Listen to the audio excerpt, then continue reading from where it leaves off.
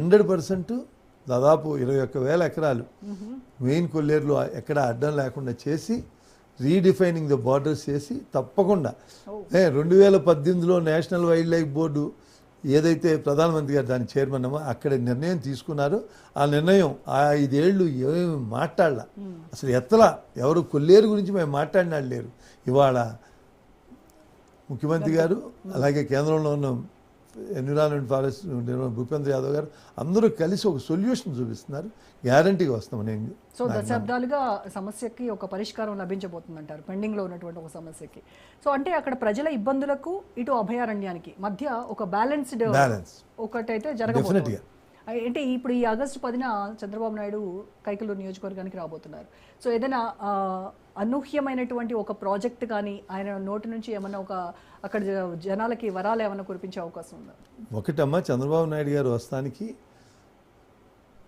ప్రభుత్వంలో అన్ని చోట్ల జగన్మోహన్ రెడ్డి గారు చేసిన ఈ ల్యాండ్ టైటిలింగ్ యాక్టు ఇవన్నిట్లు కొన్ని లక్షల కోట్ల ఎకరాలు 22ఏలో పెట్టారు. దానివల్ల చాలు ఓట్ల చంద్రబాబు నాయుడు గారు చాలా టైం లైన్స్ పెట్టి చేయించుతారు. ఇది ఎంత జటిలమైన సరే ఆయనే 2 నెలలు 3 నెలలు అవ్వకపోతే అప్పుడు ఏడాది టైం తీసుకున్నారు. అంటే ఏదైనా ఛాలెంజింగ్గా చేయాలనుకుంటారు అన్ని. కానీ సమస్య అంత పెద్దది. ప్రత్యేకంగా కైకలూరులో జగన్మోహన్ రెడ్డి గారు పెట్టింది కాకుండా ఒక 4,000 ఎకరాలు 80 ఏళ్ళ నుంచి ప్రాబ్లం అమ్మ ఆ రోళ్లలో. మిలిటరీ భూములని ఒక ఆయన కొనేసి కూలింగ్ పీరియడ్ కాకుండా ఒక 500 ఎకరాలు అమ్మేశాడు. ఎప్పుడు 1948లో కొని 52లో అమ్మారు. అది అలాగే స్వాతంత్ర సమరయోధులది అన్నిటికీ ఆ రోజుల్లో 6 ఇష్యూస్ రెవెన్యూ డిపార్ట్మెంటు చాలా సాయిప్రసాద్ గారు పెట్టి అనగాని సత్యప్రసాద్ గారు కూర్చుని అంతా మొత్తం అన్నీ క్లియర్ చేశారు. ఆ క్లియర్ చేసి పట్టాలు కూడా వాళ్ళకి మిగిలిన కొత్త పట్టాలు ఇచ్చే వాళ్ళకి వీళ్ళందరికీ చంద్రబాబు నాయుడు గారు ఎక్కడంటే బాగా ఎక్కువ పని అక్కడ జరిగింది కాబట్టి అక్కడికి వచ్చేస్తున్నారు. ఓకే. సో కొల్లేరు ప్రజలకి ఇది నిజంగా ఒక బ్రహ్మాండమైన కొల్లేరు కాదమ్మా, 22A కొల్లేరు సపరేట్. 22A ఏంటంటే గత చాలా ఏళ్ళ నుంచి నా భూమి నాకు చాలా ఏళ్ళ నుంచి అమ్ముకున్నారు, కొన్నారు. కానీ నా భూమి నాకు అమ్ముకునే అధికారం లేకుండా చేశారు.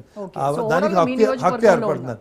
ఎంత ఒక 4,000 ఎకరాలు దాదాపు కొన్ని వేల కుటుంబాలు వాళ్ళు అమ్ముకోవడానికి లేదు, కట్నం ఇస్తానికి లేదు, ఏమీ లేదు.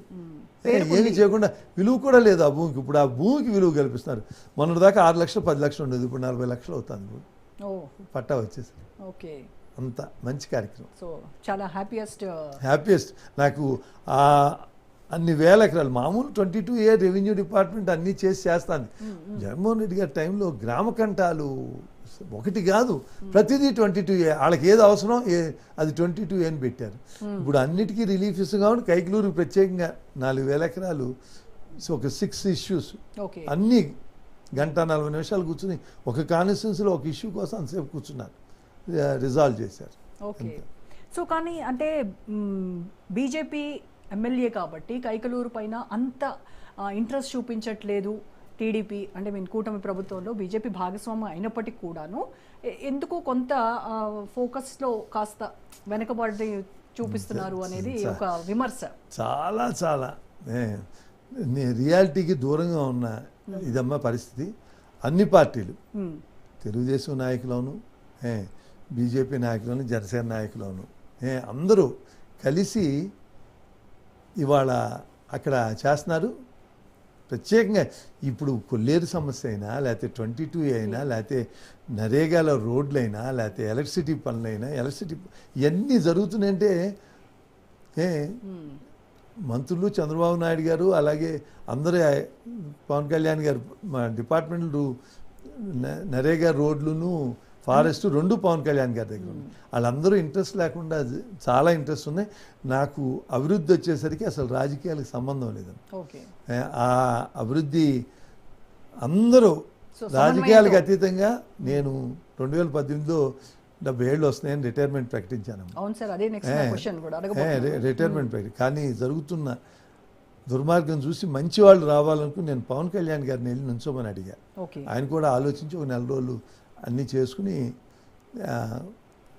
వేరే అయితే ఇంకా బెటర్గా ఉంటుందని ఆయన చాయిస్ అట్టు వెళ్ళింది. లేకపోతే ఆయన వస్తే బాగుంటుందని ఉద్దేశంతో వెళ్ళి అడిగాను. నేను నుంచుందాం అని కాదు, ఎవరో మంచి క్యాండిడేట్ రావాలని అప్పుడున్న పరిస్థితుల్లో బలమైన